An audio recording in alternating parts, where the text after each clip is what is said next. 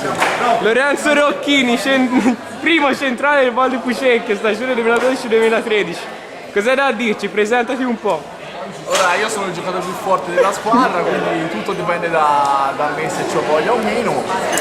I palleggiatori non sono alla mia altezza, però diciamo se miglioreranno un po' riuscirò a far bene. No, scherzo. Parlaci un po' del nuovo organico, insomma, lo spogliatoio com'è, unito o no? Lo spogliatoio è unito soprattutto fuori dallo spogliatoio e dopo gli allenamenti. E un'ultima domanda che ho già fatto anche al tuo collega Rovini.